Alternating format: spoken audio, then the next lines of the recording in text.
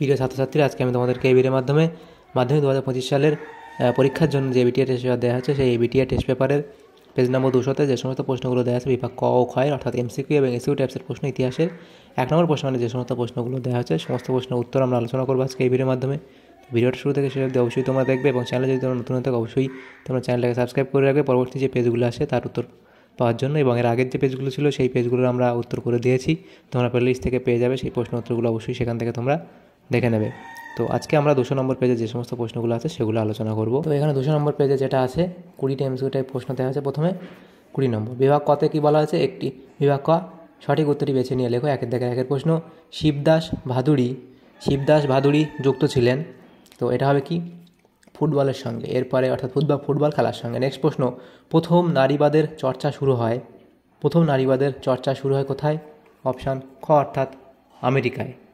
এর পরের প্রশ্ন দেখা হচ্ছে, দেখো কলকাতা বিশ্ববিদ্যালয়ে প্রথম স্নাতক অর্থাৎ বিএ পরীক্ষা অনুষ্ঠিত হয়, এটা কত সালে? 1857 খ্রিস্টাব্দে। অপশান খ এখানে হবে সঠিক উত্তর। নেক্সট প্রশ্ন বলা আছে, বিধবা বিবাহকে বৈধ বলে ঘোষণা করেন কে হবে? লর্ড ক্যানিং, অর্থাৎ অপশান গ।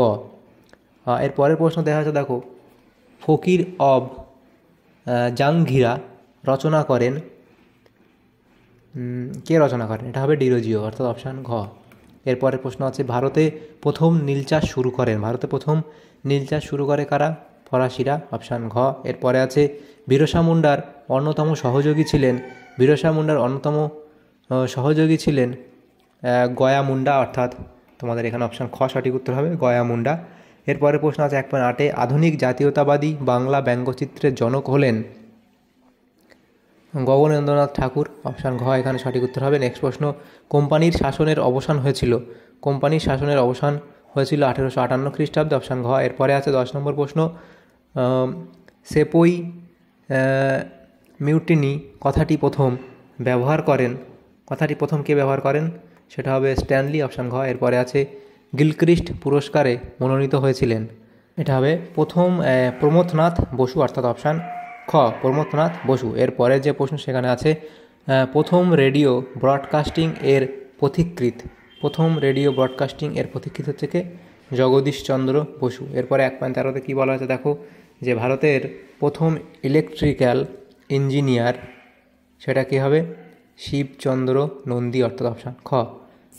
এরপরের যে প্রশ্ন আছে সেটা হচ্ছে কি শিবচন্দ্র নন্দী হলো, এটা অপশান খ। এরপরের প্রশ্ন বলা হয়েছে যে 1.14-তে কী বলা আছে, বীরেন্দ্রনাথ শাসমল অহিংস অসহযোগ আন্দোলনে নেতৃত্ব দেন, তো এখানে কি হবে? যে অপশানগুলো এখানে আছে যে বিহারে, উত্তরপ্রদেশে, অন্ধ্রপ্রদেশে নাকি বাংলায়, তো এটা হবে কোথায়? বাংলায়, অর্থাৎ অপশান ঘ এখানে তোমাদের সঠিক উত্তর হবে বাংলায়। এরপরে প্রশ্ন, বুড়িমা নেতৃত্ব দিয়েছিলেন ভারত ছাড়ো আন্দোলনে। এর পরের প্রশ্ন যেটা দেওয়া হয়েছে সেটা হলো কি 1.6-এর দাগের প্রশ্ন, সেটা বলা হয়েছে ভারতে বিপ্লবী আন্দোলনের জনক সেটা হলো কি বাসুদেব বলবন্ত ফাতকে। এরপরে প্রশ্ন, বীণা দাস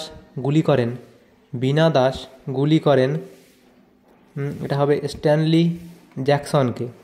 এরপরের প্রশ্ন, রবীন্দ্রনাথ ঠাকুর অগ্নিকন্যা নামে সংবর্ধিত করেছিলেন, এটা হবে অপশান ক অর্থাৎ কল্পনা দত্তকে। এরপরে প্রশ্ন বলা আছে, পুরুলিয়া অঞ্চলটি পশ্চিমবঙ্গের সঙ্গে যুক্ত হয় 1956 খ্রিস্টাব্দে, অর্থাৎ অপশান ক। এরপরের প্রশ্ন এখানে দেওয়া হয়েছে দেখো 1.20-তে, সেটা বলা হয়েছে, ছেড়ে আসা গ্রাম এর লেখক হলেন দক্ষিণারঞ্জন বসু, অর্থাৎ অপশান ক। এরপরের যে প্রশ্নগুলো আছে দেখো সেখানে বিভাগ ক্ষয়ের মধ্যে প্রশ্ন বলা হয়েছে, নিচের প্রশ্নগুলি উত্তর দাও। প্রতি উপবিভাগ থেকে অন্তত একটি করে মোট 16টি প্রশ্নের উত্তর করতে বলা হয়েছে। উপবিভাগ 2.1-এ বলা হয়েছে একটি বাক্যে উত্তর দাও। প্রথম প্রশ্ন, দাদা সাহেব ফালকে কে ছিলেন? এখানে তোমরা লিখবে যে তিনি চলচ্চিত্রের সঙ্গে যুক্ত একজন ব্যক্তি, অর্থাৎ এভাবে লিখবে যে চলচ্চিত্রের সঙ্গে যুক্ত ছিলেন তিনি, চলচ্চিত্রের সঙ্গে যুক্ত। নেক্সট প্রশ্ন, কলকাতা বিশ্ববিদ্যালয়ের প্রথম ভারতীয় উপাচার্য কে?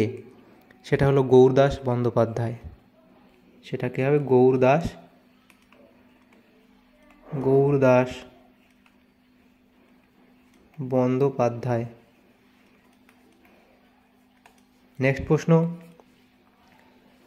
প্রথম ভারতীয় গভর্নর জেনারেল কে ছিলেন? Lord William